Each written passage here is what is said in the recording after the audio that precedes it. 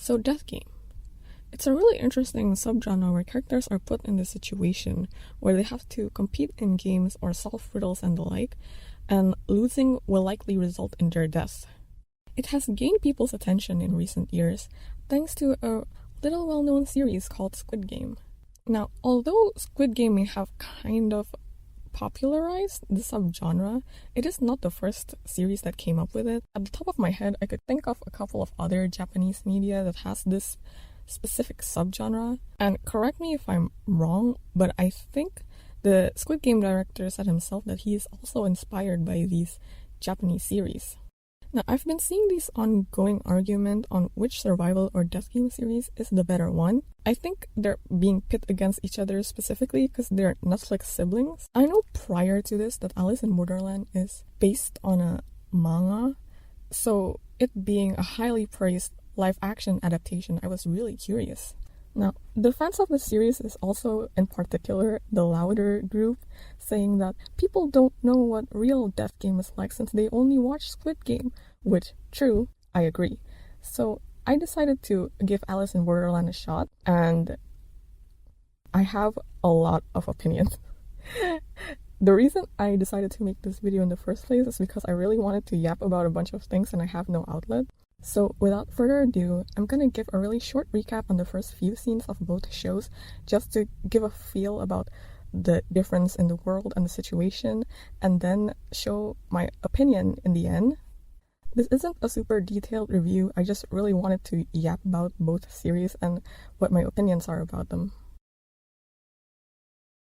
I'm gonna start with Squid Game first since it's the more widely known between the two. Gi-hun is our main character who is currently living with his mom and he spends his day gambling his mom's savings away. We then learn that he's divorced with a daughter who's in his ex-wife's custody and that they're moving to the States soon. His mom wanted him to take back his daughter, but the only way to do that is if he could prove that he's able to support her financially. But other than being completely broke, he's also in a lot of debt. Until he then met this guy in a suit at a train station inviting him to play dakji with a unique condition that every time Gi-hun wins, he receives 100,000 Korean won in cash, and every time he loses, the guy gets to give him a hard slap on the face.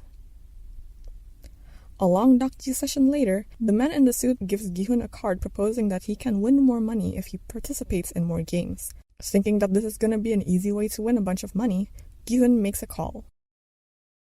Gi-hun wakes up in a room filled with a bunch of bunk beds stacked on top of each other.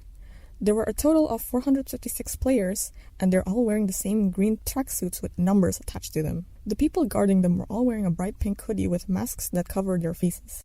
It's made clear from the start that these people who got them here did thorough research on who they scouted as their participants. 218, Cho Sang-woo, age 46 years old, 650 million won in debt. Player 107, Kim Mi-ok, 540 million in debt, and so on. All the players who met this dakji guy were all the people who had a ridiculous amount of debt. They are then led to the first game, Red Light, Green Light. Red Light, Green Light is based on a kids game where players need to get to the finish line without getting caught. Green light go, red light stop. In this case, they had to go against a giant robot with motion detectors for eyes.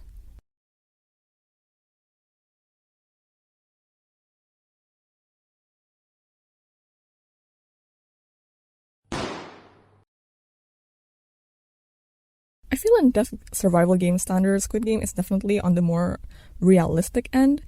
It is created by the director to comment on the class disparity and capitalism he experienced himself, and the game itself is pretty simple, basically a variation of Korean children's game but with a little twist. Also, another interesting point with Squid Game is that they made it clear that the players in this game gave their consent. In the first season, Gi-hun was actually freed from the game since the majority chose to exit out of shock after passing the first game. But since he really needed the money, he himself chose to go and continue the death game. The supporting characters of the series have very different reasons on why they needed the money. For example, Sang-woo, Gi-hun's childhood friend, uses this game as both an opportunity to run away from the police because he got caught embezzling money, and to win some money back to pay his debts. Ho-yeon, a North Korean defector who needed the money to free her parents. Next, Alice in Borderland starts off with 3 besties, Arisu, Karube, and Chota. They were playing around the very crowded streets of Tokyo when suddenly, everyone mysteriously disappeared. Arisu and friends then find the only building around them that lights up. Welcome, players. The game will commence in a moment. Game Arena is this way. Not knowing what else to do, they decided to follow the only lead that they have. They enter the game arena, and in front of them, they're greeted with an array of phones, one for each person. The phone then scans their faces and enters them as players. Enter two new players, a woman who seems to know what's going on, and a clueless high schooler, who also seems to be relieved that she finally met more people. The woman then proceeds to show them that once they enter the borderline, they can't exit, or else. The game will now commence. Dead or alive. Difficulty, level 3 of clubs. The first game Arisu got himself into is a simple game of guess which door will lead you to your demise. One door says live, and one door says death. The answer is so obvious. The countdown is ticking, and they rush into death's door, and is faced with another two choices. Everyone starts screaming at who should open the door first. If they don't pick on time, the room will explode. In a panic, Karube picks a random door, and by luck, they somehow made it to the second room. He calmly suggests that they take turns opening each door every round. Stressed, our main character, and his years of experience as a gamer, somehow calculates the length of the room they're in because he recognized the type of car parked outside. With his photographic memory, on the way to the arena, he glimpsed at the building's blueprints and figured out that he might be able to map out which room they're in. Obviously, because he's the main protagonist, he somehow manages to lead them all to victory, with the only casualty being Chuta, who burnt his leg. Yeah, so if the missing people and the random lasers coming seemingly from nowhere wasn't enough to clue you into the supernatural setting of this world, if you lose the game, you will get punished by the world itself, which normally is a laser beam through your head from the sky. To explain a bit further on how the games in Alice's world works, it has a really unique mechanic. Each person is given a phone at the start of the game to check them in as game participants. The phone itself can't function to make actual calls because there's no signal or electricity in this world. Players will then have these things called visa, which you get by winning a game. If your visa runs out, then it's laser to the head. The games are classified in 4 categories along with its difficulty level, stylishly visualized by playing cards. First, we have spades. Spades are a game that require physical endurance, strength, and agility. Diamond games are brain games, games of intelligence, strategy, and wits. Clubs are games that requires teamwork amongst the players. Heart games are a game of trust and betrayal. The higher the number on the card, the more difficult the game. Pretty straightforward. Essentially, we, along with the characters of the series, are quite literally thrown into this very unfortunate situation where the characters are left clueless on why they're there. The entire series focuses on the characters trying to survive games to extend their visas, while finding out the mystery behind this world and how they're gonna find a way back to their original world. I've yapped long enough. In conclusion, they're both death games, but also very different. Squid Game is like your morbid version of a reality game show, while Alice in Borderland is a shonen series, which it is. I honestly think it's a bit unfair to compare both series because there's a big disparity between the way these two shows treat their characters. I watched Squid Game before Alice in Borderland, so I guess I was kind of expecting the same serious tension from Squid Game, and then finding out later that Alice in Borderland is more of an action suspense series in my opinion. When I finished Alice in Borderland, I couldn't really see these characters as real people. Like I mentioned before, Alice in Borderland is based off a manga, and a lot of the characters are rather cartoonish in my opinion. To give an example, there's this character, his name is Aguni. He's an ex-member of the mob and he's kind of a horrible person. However, Arisu couldn't have met the most useful party member yet.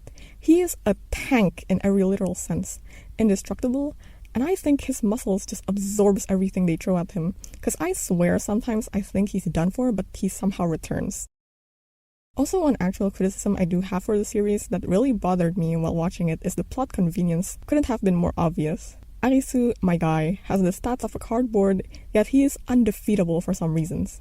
And the reasons being, the supporting characters that are not his love interest are treated as his expandable party members, or I would lovingly call them meat shields. There are some games where Arisu kind of just gave up because time is running out and he doesn't really know what to do, and the only way for him to win is for his friends to selflessly sacrifice themselves for him. When they reached the end game and they had to survive the king level games, there was this one armed guy, and Arisu's plan is to fill in a room with the gas and light it up when the guy is near. Now, how do we divide the task? Arisu gets the very dangerous job of emptying gas tanks, while my strong, powerful, beautiful ladies and Aguni fight off this beast of a man and try to lead him to where Arisu is emptying the gas cans. What's funny is that the series actually does kind of acknowledge that they did sacrifice some characters for Arisu because he's the chosen one. I'm not saying Gihun doesn't get special protagonist treatment. He is the last man standing, but a lot of the times he wasn't really the direct cause of his friends' deaths, and there are actions taken by the characters themselves which can lead them to their demise. All that is to say, I think Alice in Borderland is okay, it's a very fun watch, and the mysteries behind the world is what kept me watching.